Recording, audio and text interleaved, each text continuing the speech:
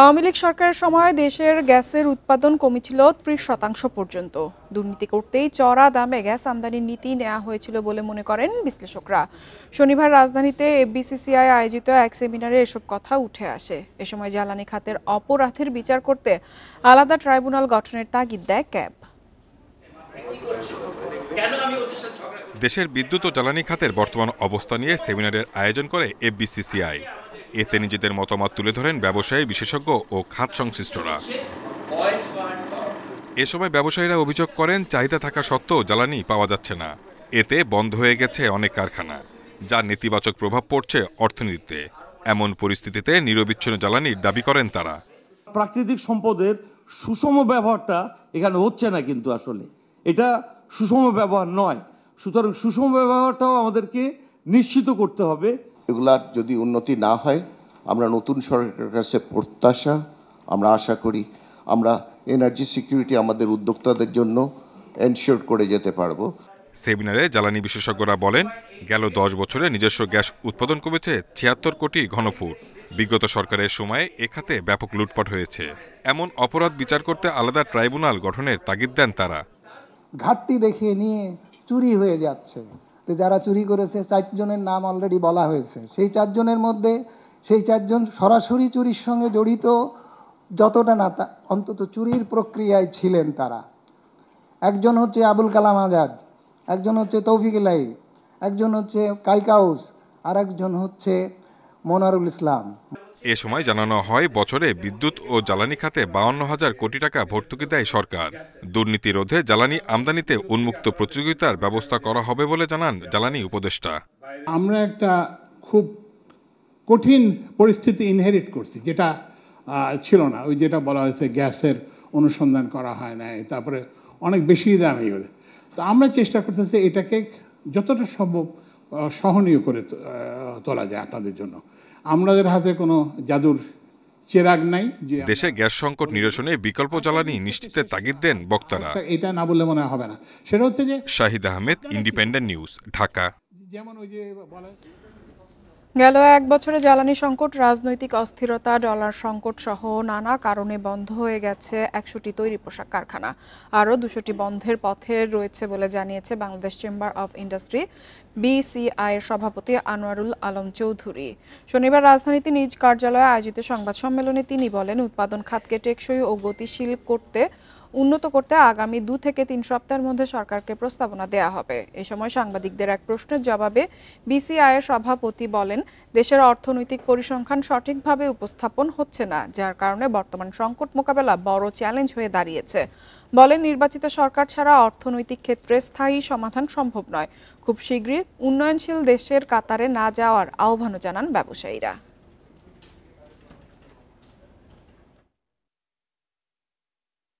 উদ্যোক্তা বা নতুন যারা আসতে যাচ্ছে তারাও যাতে ফ্রাস্ট্রেটেড না হয়, প্যানিক না হয়, সেটার জন্য আমরা মনে করি যে সরকারের যে 2-4টা যে কমেন্টগুলি আসছে সেগুলি বিভ্রান্তমূলক এবং সেগুলি সবাইকে বরঞ্চ আরও ক্ষতিগ্রস্ত করবে। এবং প্রত্যাশা অনুযায়ী ভ্যাট না কমায় ব্যবসায় নেতিবাচক প্রভাব পড়ার শঙ্কায় ক্ষুদ্র উদ্যোক্তারা। বর্ধিত ভ্যাটের কারণে 30% পর্যন্ত বিক্রি কমে যাওয়ার ঝুঁকিতে পড়বে বিনিয়োগ, বলছেন তারা। এমন পরিস্থিতিতে সরকারকে ভ্যাটের হার পুনর্বিবেচনার আহ্বান তাদের। তাগিদ দিয়েছেন করের আওতা বৃদ্ধির ওপর।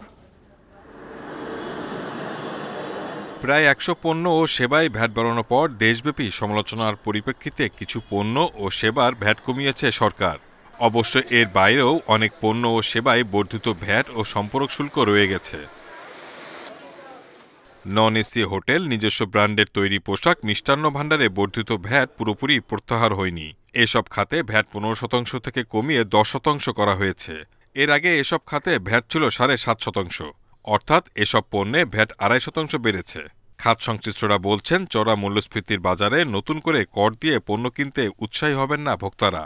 এতে এসব খাতে বিক্রি কমেছে 20 থেকে 30% পর্যন্ত। ঈদের সিজনগুলোতে আমাদের একটা টার্গেট থাকে, তো এই ভ্যাট আরোপের কারণে দেখা যাচ্ছে যে আমাদের সেলটা কমে যেতে পারে। একটা বিরূপ প্রতিক্রিয়া তো থাকবেই। 7.5 থেকে 2.5% বেড়ে গেছে, তাহলে 400 টাকা 2.5% কত আসে? এভাবে করে আমরা জাস্ট একটা করে 20 টাকা করলাম, এতে আমাদের 20-30% সেল অলরেডি ডাউন। এটা দ্বারা আরও একটা ক্ষতি হবে যে আমাদের প্রান্তিক অঞ্চলের লোকজন দুগ্ধ যে জিনিসটা, দুধটা, ডেয়ারি ফার্মটা, সেটাও ক্ষতিগ্রস্ত হবে। ব্যবসায়ীদের দাবির মুখে রেস্তোরাঁ শিল্পে ভ্যাট 15 থেকে কমিয়ে আগের মতো 5% করা হয়েছে। এ সিদ্ধান্তকে ইতিবাচক হিসেবে দেখলেও রাজস্ব বাড়াতে সব রেস্তোরাঁকে ভ্যাট নিবন্ধনের আওতায় আনার পরামর্শ তাদের। আমরা বলেছিলাম যে ভ্যাটটা 3% হারে করার জন্য, এবং যারা ভ্যাট দেয় না সারা বাংলাদেশে যে 70%-এর মতো আমাদের ধারণা ভ্যাটের আওতাভুক্ত নাই, তাদেরকে ভ্যাটের আওতায় নিয়ে আসা। আর ভ্যাট যদি পরিপূর্ণ আদায় করতে চান তাহলে সরকারকে ট্যাক্সেশনটা ইজি করতে হবে। ট্যাক্সেশন ইজি করলেই ভ্যাট আদায় বেড়ে যাবে। গুঁড়া দুধ সহ সব শিশু খাদ্যের ওপর ভ্যাট পুনর্বিবেচনার আহ্বান সংশ্লিষ্টদের। Shahid Ahmed, independent news, Dhaka. রাজধানীর বসুন্ধরা আন্তর্জাতিক কনভেনশন সেন্টারে অনুষ্ঠিত ৮ম গৃহসজ্জা প্রদর্শনী শেষ দিন আজ। সেখানে আছেন সহকর্মী শাহিদ আহমেদ, বিস্তারিত জানবো তার কাছ থেকে। শাহিদ, গৃহসজ্জা প্রদর্শনী শেষ দিন আজ একটি আন্তর্জাতিক প্রদর্শনী হচ্ছে, কি কি ধরনের নতুন পণ্য এখানে পাওয়া যাচ্ছে, গ্রাহকদের আগ্রহ কতটা আমাদেরকে জানান।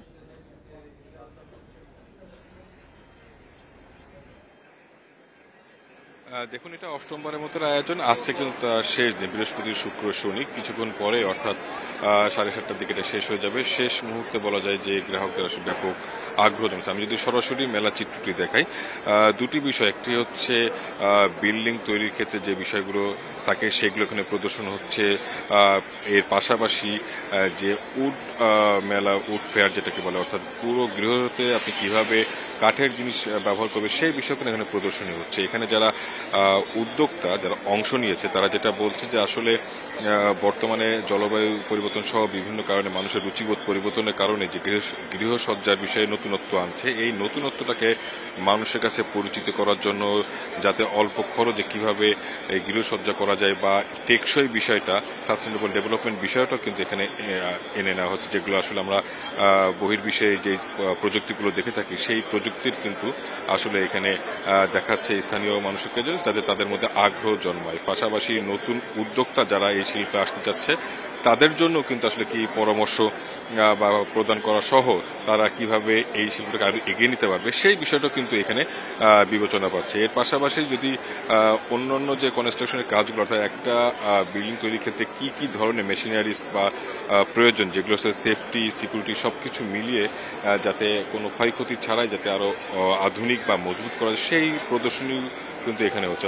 দুটি বিষয়, এখানে যারা আয়োজক বা এখানে যারা ব্যবসায়ীরা রয়েছেন তাদের কয়েকজনের সাথে কথা হয়েছিল, তারা যেটা বলছে যে আসলে অল্প খরচে টেকসই কিভাবে আসলে মানুষের মধ্যে এই নতুনত্বটাকে আনা যায় সেই বিষয়টাকে তারা সবচেয়ে বেশি গুরুত্ব দিচ্ছে। আর এখানে যারা মেলা দর্শনার্থী আসছে, যারা ঘুরতে আসছে, তাদের কয়েকজনের সাথে কথা, তারা যেটা বলছে যে আসলে গৃহসজ্জার জন্য নতুন নতুন যে প্রযুক্তি, নতুন সাজসজ্জা, সেই বিষয়টা তারা এতদিন তাদের কাছে অধরা ছিল, জানা ছিল না। এই মেলা থেকে তারা অনেক বেশি জানতে পারছেন, এবং এই খাতে যারা অনেক তরুণ উদ্যোক্তা আসতে চাচ্ছে তারা আসলে একটা ধারণা পাচ্ছে যে আসলে ব্যবসার নতুন একটা ক্ষেত্র পরিসর হচ্ছে। কারণ সরকার থেকে, রপ্তানি উন্নয়ন ব্যুরো থেকে বারবার যেটা আমরা শুনি বা বলা হয়, আসলে পণ্যের বৈচিত্র্যকরণ, রপ্তানি বাণিজ্যের ক্ষেত্রে, পাশাপাশি স্থানীয় শিল্পের প্রসার। সুতরাং দুইটাই কিন্তু এখানে একটা মেলবন্ধন বলা যায়। অর্থাৎ রপ্তানি আয়ের ক্ষেত্রে যেটা সুবিধা দিবে, পাশাপাশি স্থানীয় যে কাঁচামাল সেইটাও যাতে কিভাবে আরো ভালোভাবে ব্যবহার করা যায়, দুটোর মিলে কিন্তু এই বিষয়গুলোকে মানুষের সামনে তুলে নিয়ে যাচ্ছে। কিন্তু শেষ দিনে, যেহেতু আজকে সাপ্তাহিক ছুটির দিন, শনিবার, মানুষের উপস্থিতি ভালো, এবং যেহেতু রাজধানী পূর্বাঞ্চল 300 ফিটে এটা এই মেলাটা হচ্ছে, পাশাপাশি কিছু দূর পরেই কিন্তু ঢাকা আন্তর্জাতিক বাণিজ্য মেলা চলছে শেষ মুহূর্তে, অর্থাৎ ক্রেতারা কিন্তু একসাথে দুটি মেলা দেখার সুযোগ পাচ্ছে। প্রথমে এটা, এরপর বাণিজ্য। যদি এক কথা আপনাকে বলা হয়, শেষ মুহূর্তে অর্থাৎ শেষ দিনে এই গৃহসজ্জা প্রদর্শনীটা জমজমাটভাবে জমে উঠেছে, এবং ক্রেতা বিক্রেতা উভয়ের কিন্তু একটা আগ্রহ জন্মেছে। মূলত এই ছিল মেলা প্রাঙ্গণ থেকে সবশেষ। গৃহসজ্জা প্রদর্শনী শেষ দিনের খবর জানাচ্ছিলেন সহকর্মী শাহিদ আহমেদ। চলে যাচ্ছি পরবর্তী সংবাদে। বাংলাদেশ সরকারের সঙ্গে বড় ধরনের একটি নন বাইন্ডিং চুক্তি করেছে যুক্তরাষ্ট্রের এনার্জি, যার আওতায় বছরে 50 লাখ টন তরলীকৃত গ্যাস সরবরাহ করবে প্রতিষ্ঠানটির এক বিবৃতির বরাতে এ তথ্য জানিয়েছে বার্তা সংস্থা রয়টার্স। ডোনাল্ড ট্রাম্প প্রেসিডেন্ট হিসেবে শপথ গ্রহণের পর এলএনজি সরবরাহে দেশটির কোনো প্রতিষ্ঠানের এটি সবচেয়ে বড় ধরনের চুক্তি বলে দাবি করা হচ্ছে।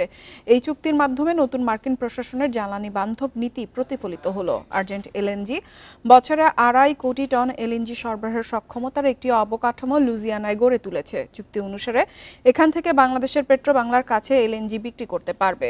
যেসব দেশের সঙ্গে যুক্তরাষ্ট্রের মুক্ত বাণিজ্য চুক্তি নেই সেসব দেশে গ্যাস পাঠানোর ক্ষেত্রে দেশটি জ্বালানি বিভাগ লাইসেন্স স্থগিত করে রেখেছিল। তবে গত সোমবার ক্ষমতা গ্রহণের পর নির্বাহী আদেশের মাধ্যমে তা বাদ দেন ট্রাম্প।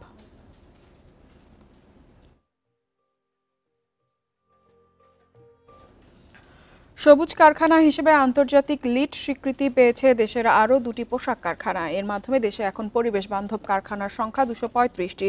শনিবার পোশাক প্রস্তুত ও রপ্তানিকারক সমিতি বিজিএমইএ এ তথ্য জানিয়েছে। নতুন সনদ পাওয়া কারখানা দুটি হল আজমেরি কম্পোজিট লিড এবং TM jeans. Ajmeri composite lead 63 point পেয়ে গোল্ড এবং টিএম জিন্স 81 পয়েন্ট নিয়ে প্লাটিনাম রেটিং পেয়েছে। বিশ্বব্যাপী অর্থনৈতিক মন্দা এবং দেশের নানা প্রতিবন্ধকতার মধ্যেও তৈরি পোশাক শিল্পের টেকসই উন্নয়ন অব্যাহত রয়েছে বলে জানিয়েছে বিজিএমএ। যুক্তরাষ্ট্রের US green building council lead পরিবেশ বান্ধব স্থাপনার সনদ দিয়ে থাকে।